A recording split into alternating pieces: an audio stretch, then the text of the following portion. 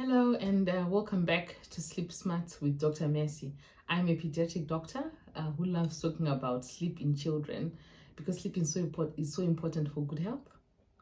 Today we'll be talking about sleepwalking. So if you have ever woken up or do you find your child walking around looking half asleep and you're not sure whether they're actually asleep or are they awake, it can be quite scary. Or you woke up to your child standing by your bedside and staring at you, and you've just woke up because you could feel a presence in the room. You try to speak to them and maybe they don't respond. Or in other cases, your child is got up, they've used the toilet, but not actually using the toilet, but they've urinated behind the door in their room, for example. And when you try to talk to them or you ask them about it in the morning, they have no clue that this happened. Then you probably have a child with sleepwalking in your on your hands. And when you ask other family members, your either yourself, you're asking your own parents or your partner's parents, the child's other parent, to find out if there's any history of sleepwalking, you might be surprised that actually it's something that used to happen for them as well, because it's quite common to happen in families, but it just might be your own child, and that's okay.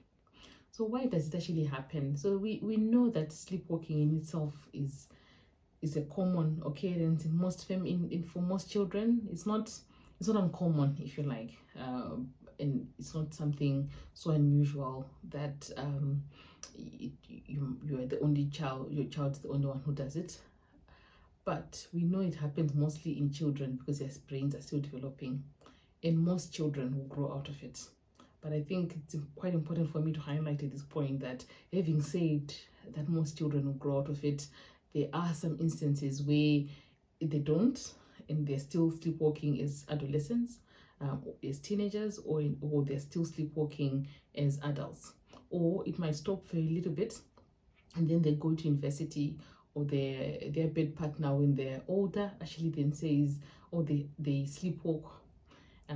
So you can have adults who still sleepwalk, but it's more common in children because their brains are still developing.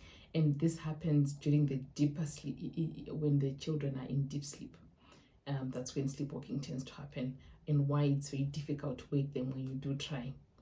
So what can you do when you find that your child is sleepwalking? The first thing is just staying calm.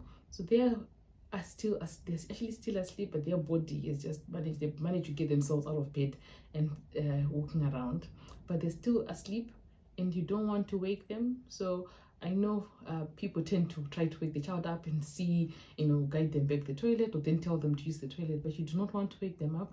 Just guide them back to bed gently. If you think they need to use the toilet because maybe they were trying to open the toilet door, just help them to do it whilst they're still asleep and get them back to bed. Because if they wake up, it can be quite scary for them as well.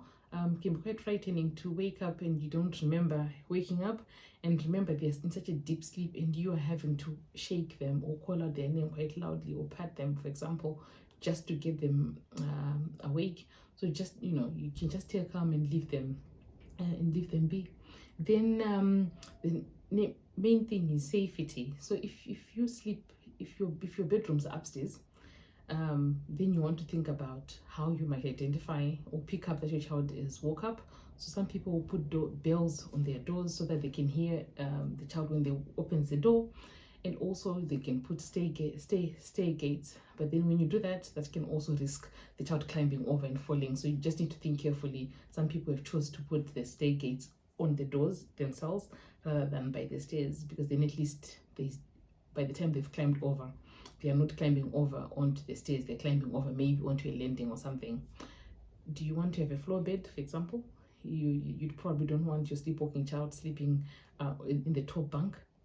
Do they need a floor bedroom? Are the windows in the bedroom secure? Yeah, sharp objects, medicines, all of those things, they need to just be secured so that they do not have access to them when they're sleeping and they don't realize what they're doing and maybe end up harming themselves.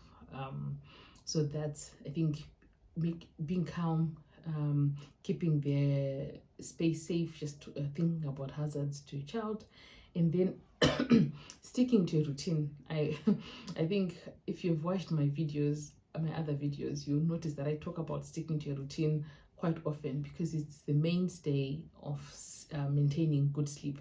So sticking to a routine where the child sleeps at a consistent bedtime, you are aiming for them to get a good enough amount of sleep.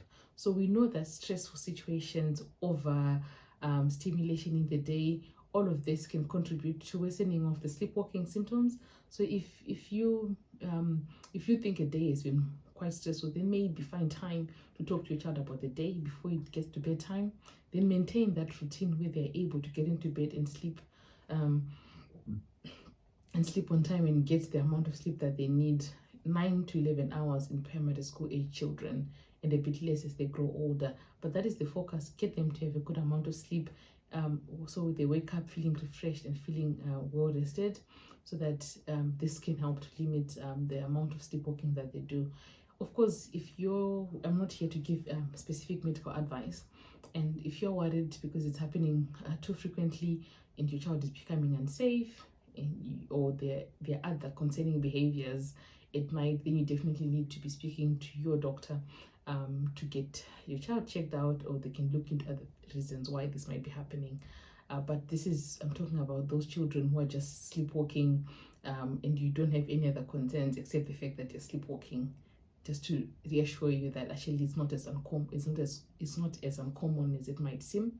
And the main things are: keep your child safe, stay calm, lead them back to bed, and maintain a good sleep routine to help them to get a good amount of good quality sleep on a night. So there you go. Thank you so much for watching. If you found this helpful, pop a like, comment below, subscribe if you like, and let me know if there are any other topics that you'd like me to talk about. See you next time. Bye.